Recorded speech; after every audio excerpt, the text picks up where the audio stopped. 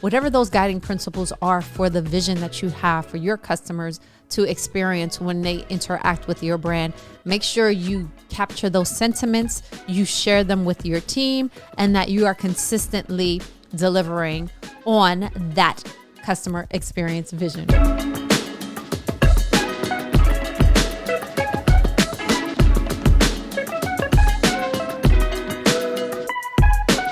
And we're back. Welcome to the latest episode of Commerce and Chill. I am Jessica Johnson-Coe.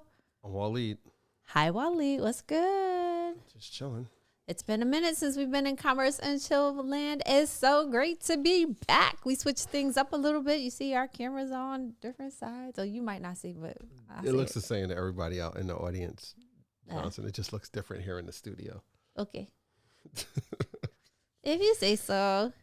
Trust me, it's going to look the same to everybody out there on Commerce and Chill land. Yeah. Just here, it's different. Yeah. So we're going to talk to the people about today. I don't know. I'm trying to figure out what you're doing. You clickety-clacking, looking down. Who you texting? Who you texting? So, okay, we're not doing... texting Annette? No, not yet. We're not watching it. We're not filming. I mean, we're filming in real time, but you're not watching in real time. So today... we had a tragic accident here in New York City. In real time, but you're not watching in real time. Where someone attacked several people in a New York City subway station. And so the news media, so we didn't know. Yeah, because our internet has been down for like 2 days, and I'm here hacking it. Thanks to our lovely voice over IP provider. We're still having issues with our phone. That's I will leave them nameless here, and so we were kind of 2 days on the phone with customer disconnected service. From what's going on. But then all of a sudden my phone is ringing. I'm getting all these text messages. Are you okay? So the first time I'm like, yeah, we're okay. Are you okay? Like, yeah, okay. Then our retirement plan people called from Austin, Texas. And they couldn't get through the line. So they're really worried. Because our phones are all jacked up. And so they leave a voicemail message. People trying to call us and then they can't call us. They're like, and oh my gosh, I see on the news what happened in New York. Are you okay? So, we're just trying to, while we're easing into Commerce and Chill episode today, just trying to let people know that we are okay. We pray for the families of those who were impacted by today's incident in the subway. We're going to encourage everybody just to be safe, whether you're in New York or not, whether or not you ride the subway. Just be careful, look out for one another, and keep your head on a swivel because you just never know when something's going to happen. People who have intentions for harm. Granted, we're in security, and even we notice at times people don't take security very seriously. So prayers go out, keep heads up, prayers up. So you mentioned Annette. Annette Fernandez is one of my high school buddies. We're one of 3 brown girls in our graduating class of 8 at the Hewitt School. So last night we hooked up with Annette and her mini-me, Valentina, and we went to see the Yankees play the Toronto Blue Jays. Now, Waleed's not much of a baseball fan. It's like watching the grass grow. I am not particularly a fan of baseball in April. Like, that's the equivalent of going to a Green Bay Packer game in the middle of December. Like, why would anybody sit outside? Yeah, it was the like weather was degrees. The weather was in the 50s. The sky was clear. It wasn't windy. I mean, I felt comfortable. We had great seats. Shout out to our buddies at MSA Security. Thank you, Jessica Hagstrom Glass. We had a great view. Unfortunately, the Yankees lost. Nonetheless, we got to spend time with some good friends. Some funny people in our section. And we had an exceptional customer experience with the exception of your waffles. Do you want to tell the folks about your waffles? Well, listen, but wait a minute. But see, that is a good lesson for customer experience. And let's keep in mind, who the customer is relative. So, rewind to last night. It was a little gangster in the stadium, like the food court area where they have the food. I don't know, not food court, but where the food vendors are. Like, I think they need to do a better job with the signage. They've got all these like digital screens to be like, woo, like wings and French fries. But the names of each vendor is like a little sign like this, so I could barely read it. It's a bunch of people. I'm trying not to look up while I'm walking. Like it's like high school when you're a freshman. You don't want to look up at the door numbers because then they know you're a freshman and then you get jacked. So I'm like trying to look and not get run over by the crowd. And I'm slightly still disappointed because I wanted a hot pretzel and I never got one. And I didn't feel like walking to multiple levels to figure out where they need Yankee Stadium. You probably have directory. This. You probably have it, and I just didn't get it, or I don't know about it. But you should have an app where all the food court vendors are located, so I could just look and see what kind of food they have and go right there, or some kind of directory there on a screen or something like that. Would have been super helpful to me last night. But the customer experience, it depends on who the customer is. So in this scenario, I get in line. I will not name the place, and there was a lot of people, which it's a game. I get it.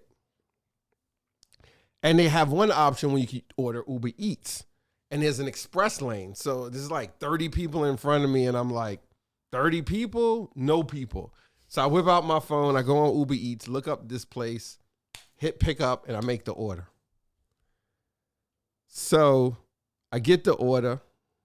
By the time the order comes a little after, Jess rolls up. So she grabs her stuff. And she's like, what's wrong?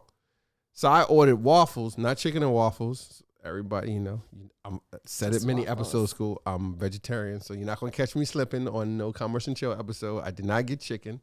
I got waffles and French fries. Don't give me no smack because I know those two things don't go together. But there was nothing else for me to choose from there at that particular place, and I didn't feel like walking all around. So the waffles come. You get 3 waffles. They're the thin ones, and like I flip them real fast. And the bottom one is like really light. And I like my waffles kind of light, but not that light.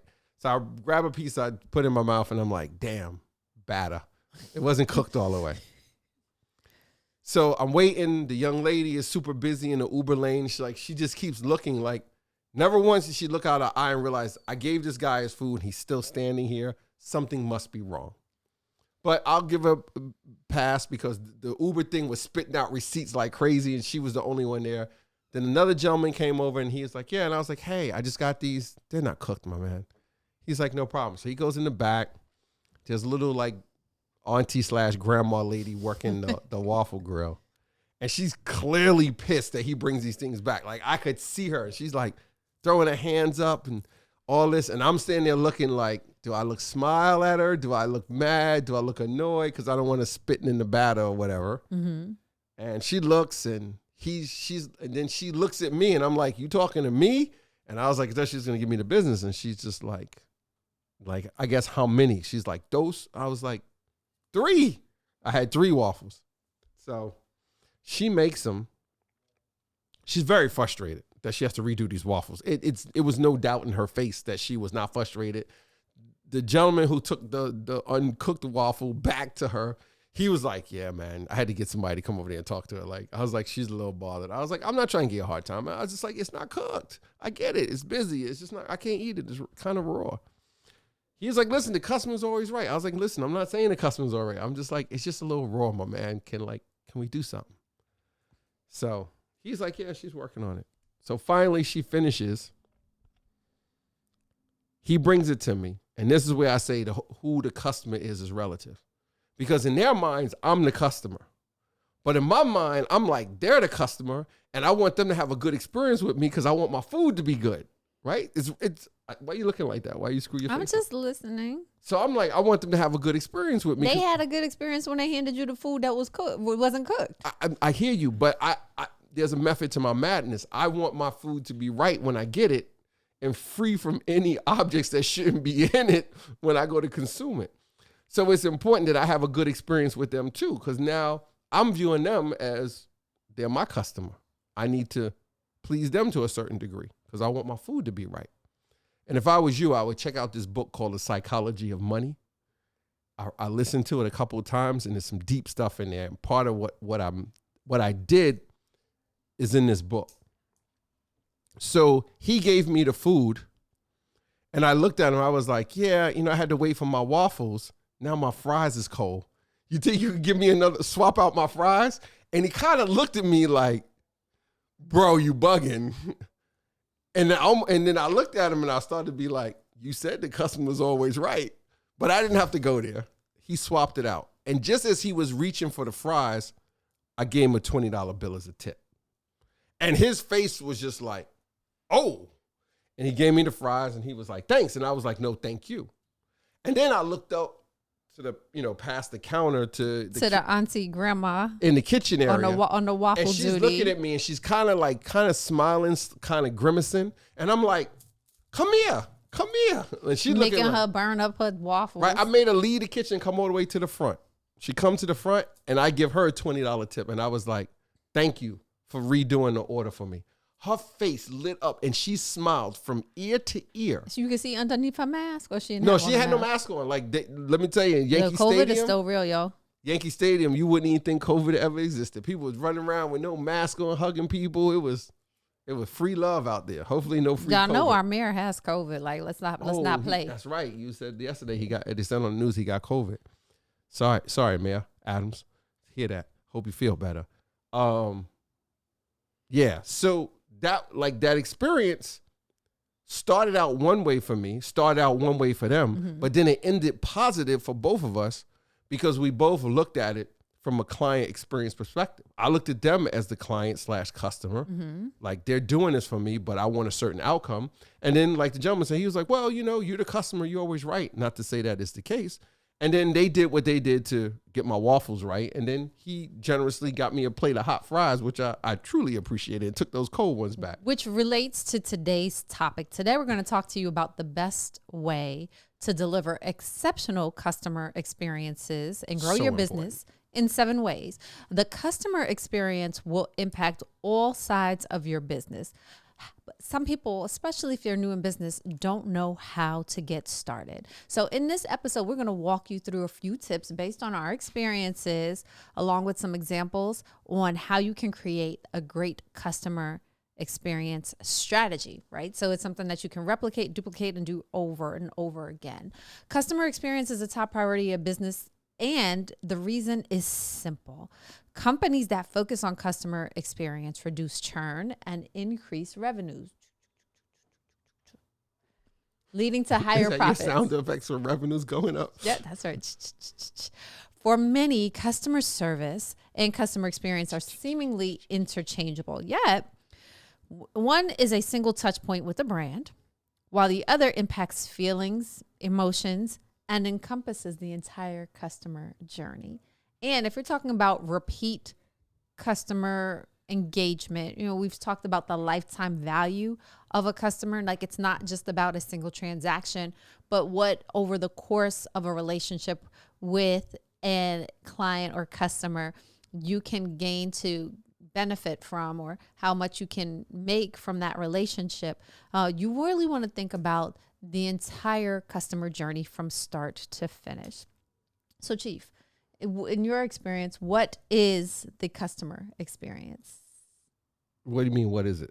Like, how would you explain it or describe it to the folks in Commerce and Chilla? Especially from... I know what it is for me and like at the soapbox or at JSB. Understand, when I'm asking this question, I'm asking you as a small business owner and operator, as well as from someone who's worked in software development, where customer experience or CX is one of the metrics or aspects that you look at when you're creating and developing your software. So you can give us two sides of that coin. Yeah, well, I don't even want to talk about from a software perspective. I'm going to talk about what I do. I did some, yes, but I'll speak to what I do more on a regular basis and interact with. So speaking of it from, let's use a soapbox perspective, the customer experiences is what I want them to get out of the interaction that they have with our team member, with our brand, with the business, any interaction they have or any touch point they have. What is the experience? So the biggest one I'm going to look at is when they use our service, whether it's wash and fold, dry cleaning, or sneaker cleaning. What is that experience they're going to get from the time they're coming to drop it off? They walk through the door in the store. So when they come in the lobby, what do they see? What do they smell? What do they hear? And then their interaction with our team member when they give them the bag or they're receiving the bag. What's going to be the experience from from beginning to end. So that when I hear customer experience, I'm looking at that. And obviously I'm looking at something positive. What is it going to be interacting with us from the beginning to the end of whatever service that we're providing for them at the box, and them having the best experience. And when I say best, I mean good, memorable in a good way, not memorable like, oh, I went there and when I opened the door, the place smelled like dirty clothes. Like they come in the lobby is clean. You know, we have, what's that stuff called? I was gonna say aromatherapy. Like we'll have, depending, infused oils. We'll have the infused oils in the lobby, or we'll have the candles, or we'll have that automatic. What's that thing that you put the oil in the water and it? Psh, that's the infuser thing. The infuser. Yeah, that. So when you come in, it has a certain smell. The senses. Think about like in the holiday season, like I think it's around Christmas. You go to some of these malls or different. Well, who goes to malls anymore? But sorry, malls. Like you go to certain department stores, you go places, and they'll have like the live Christmas trees outside. And when you smell the pine, you think of the holiday season, you think Christmas, or you think whatever whatever that triggers in your mind, you think of something related to that. So they do a lot of research and spend money on it too. Like some stores, like they will pump certain fragrances into the air to trigger these emotions and senses in you, right? And as small business owners, we need to think about all these things that these larger businesses do that we can do on a smaller scale. Like how hard is it to buy an automatic air freshener and put it on the wall in the lobby of your store? And then like it's set for like every whatever, it goes, every so often it goes, right? You like, how much does that cost you? You buy that thing for like $15, you put the can in it, you put the batteries in it, and your place smells good. And somebody walks in there like, smells fresh in here. Like, and that triggers an emotion for them. Like, and it triggers a memory too. Maybe they go somewhere else and smell that same fragrance again. Like you have cinnamon and they go to somebody's house for Thanksgiving and somebody makes cinnamon apple pie, or what's those drinks where you put the cinnamon stick in it? It's like a hot tea. Cider, that's cider with it. And then somebody's like, oh, the cinnamon. And they're like, oh, that reminds me of the soapbox. Like when I go in there, it always smells like cinnamon. Right? Like experience. Like all those things bring him back to something. Right. I mean, it's no different than when you go to the casinos and the casinos have the lighting a certain way. And no clocks, no windows. You lose track of time. You don't know what is night. You don't know if it's day. All you know is you at that, and they keep serving me those free drinks for a reason. Like, and they keep the sounds loud. Oh, somebody won. I could be a winner. Let me keep playing. That's part of the customer experience. Like you got to think about all these little things that go on, little and big.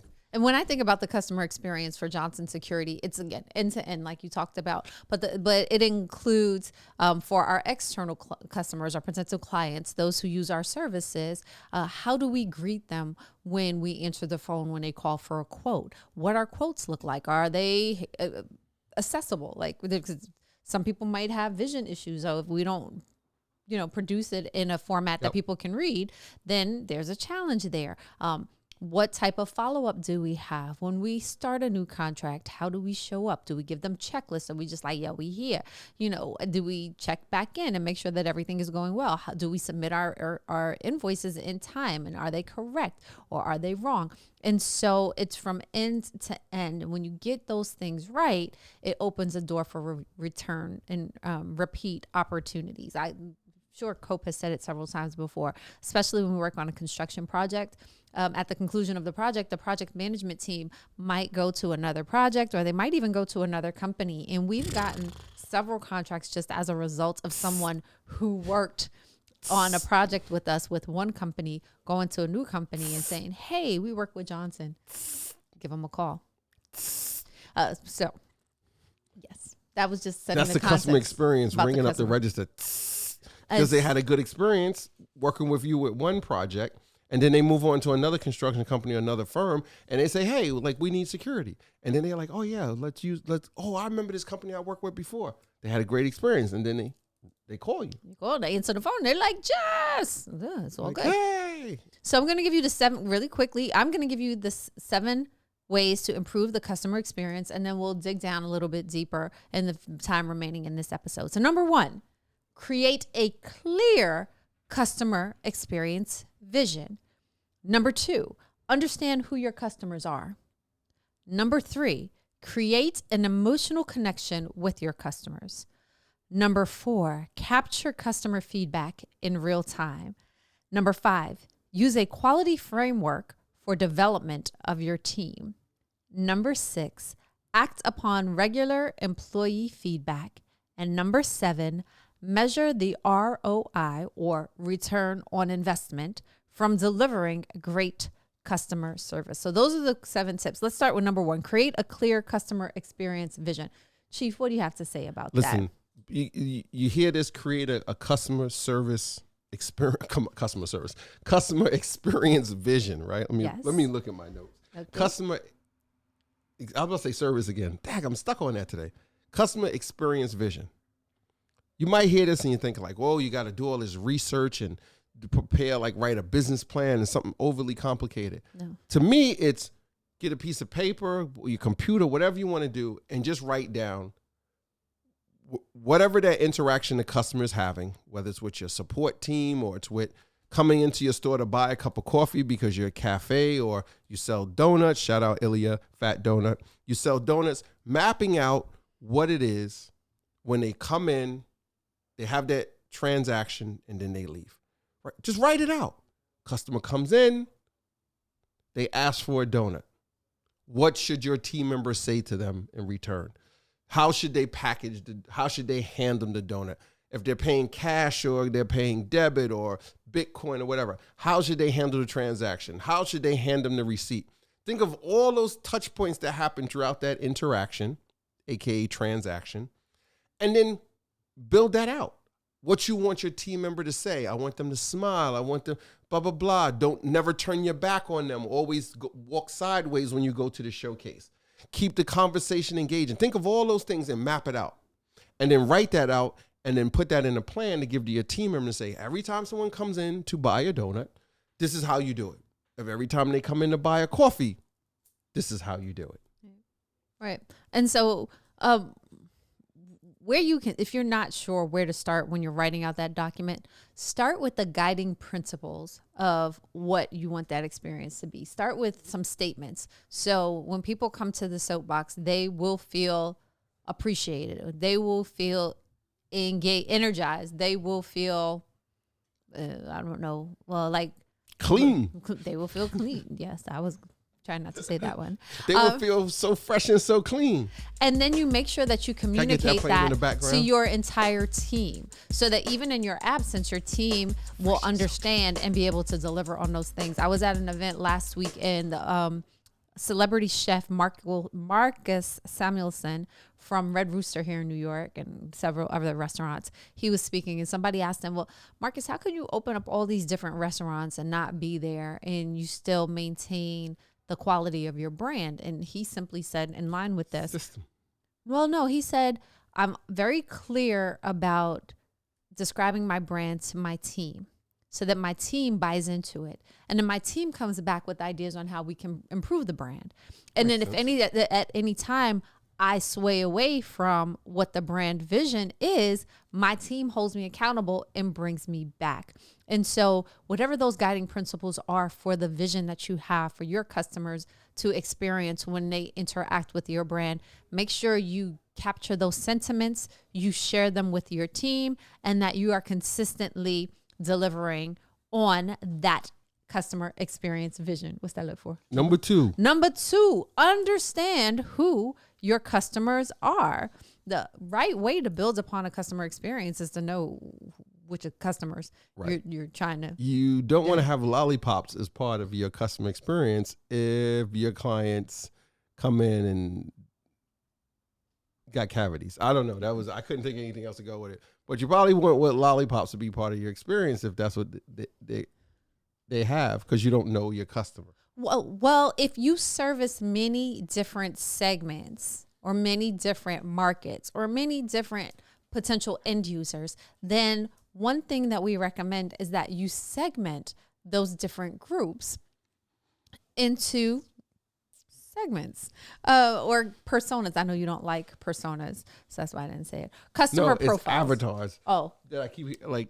Listen, I get what they are. I just hear some things I just hear running the ground so much. I just be like, Okay. So if you segment your customers into these different personas or different profiles, then you better understand what you need to do to address their needs and to empathize with their situations and the things that they face. So And just how to tailor the experience towards them, because you understand and know who they are. So to go back to your lollipop example, right? If you have a hardware store and you know that parents are coming into the hardware store after school and they may have their children with them, then maybe you do put out lollipops so that the kids have something that they can be enjoying while But the if parents your are population shopping. is you service diabetics, maybe you don't want to have lollipops. Well, maybe you don't want to have lollipops unless you have a sugar-free lollipop. But why? Why would you want a sugar-free lollipop? Sugar, period. Well, anyway. Number 3, create an emotional connection with your customers. You've heard the expression, it's not what you say, it's how you say it. Well, the best experiences are created when members of your team create an emotional connection with a customer. Know their name, remember some things about them, like they said something about their kids or a family member, and then they come in next time, they're like, hey, how was the graduation? And blah, blah, blah, blah. And they're like, wow, like you remember. Emotional.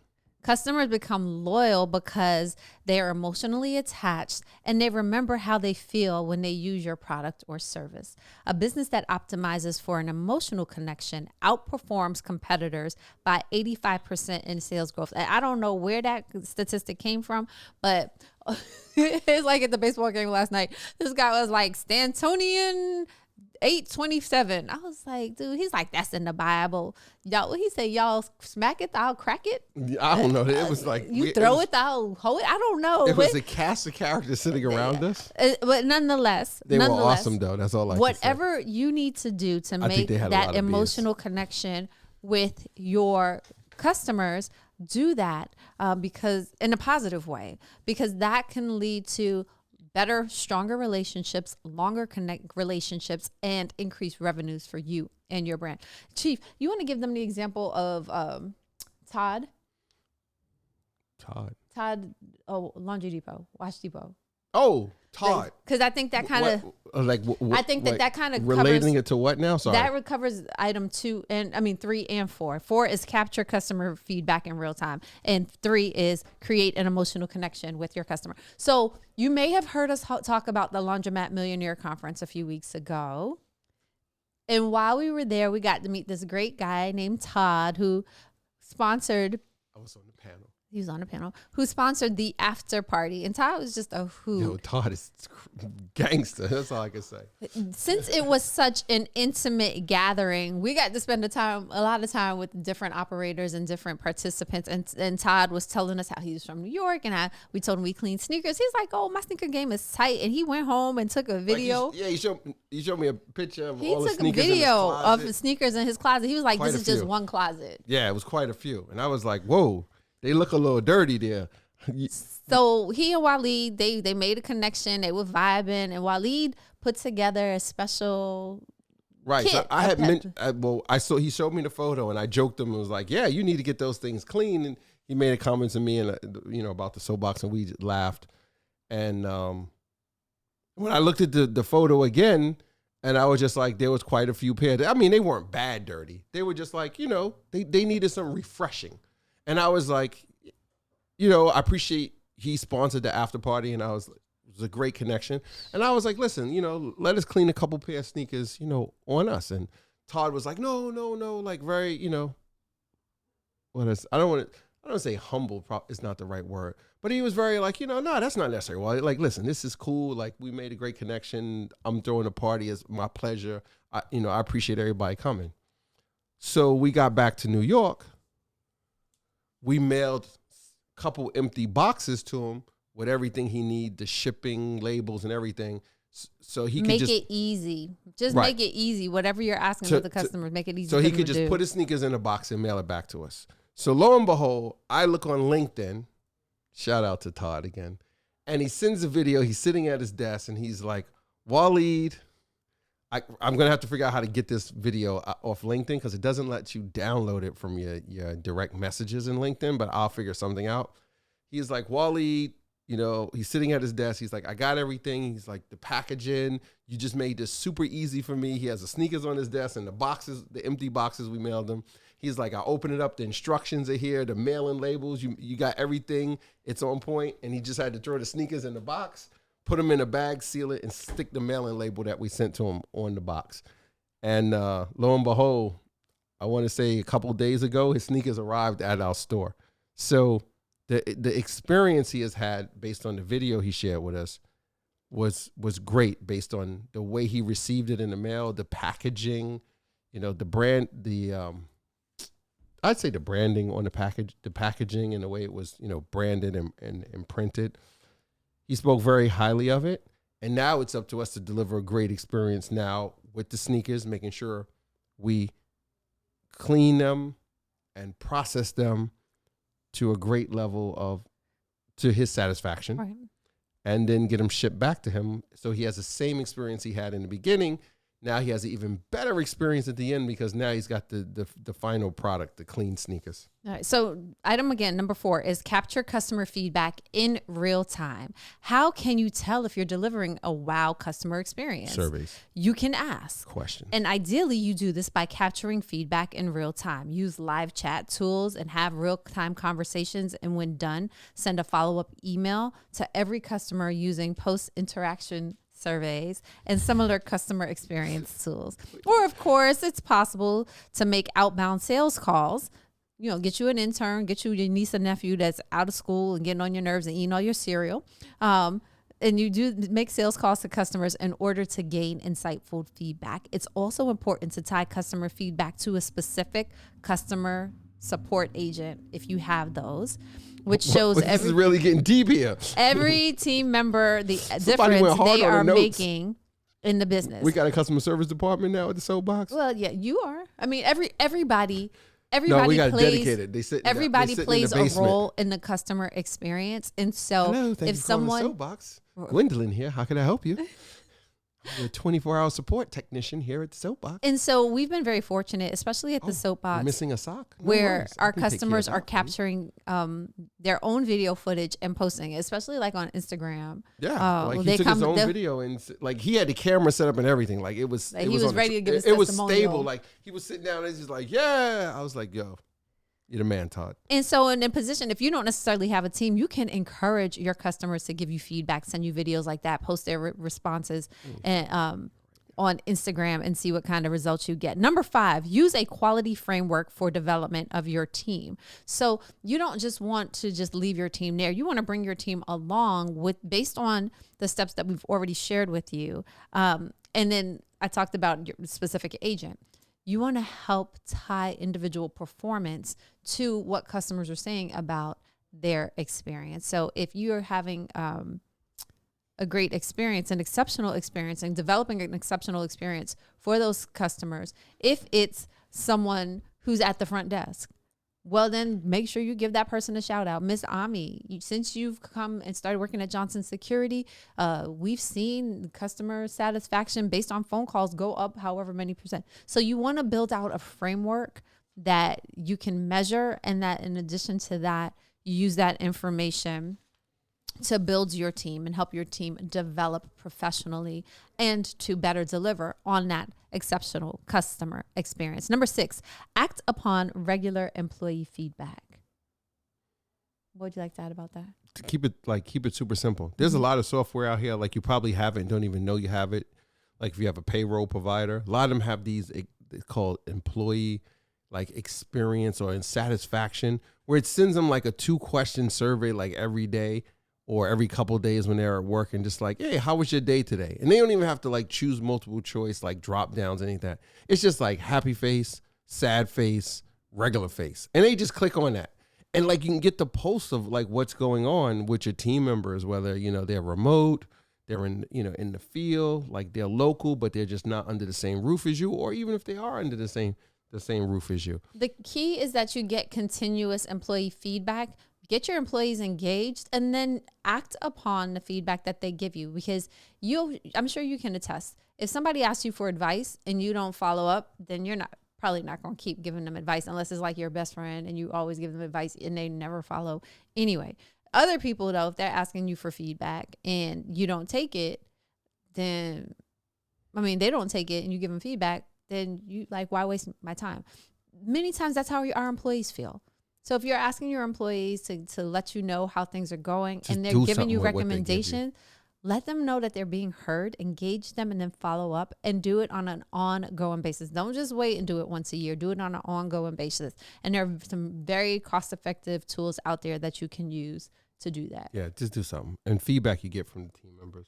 You can't act on all of it. You can't do every single thing, but just do some of it. So then they see what they say has been enacted, or they see that their opinion, makes a difference. Just like, I know it's super hard. It's challenging for us. We fall into it, but just do some of the things. They tell you some stuff and you're like, oh, that doesn't make, just do it, man. Just do it. And then they will feel they will feel very good about it. Just do it. Trust me. And then number 7, measure the ROI, or return on investment, from delivering great customer experience. Has my revenue gone up? That's really the answer. How do you know if your investment in teams, process, and technology are working and paying off? Look at the results. You see, like, your sales go up, or is there, decreased in, in the time that you deliver, you have more efficiencies happening in the business.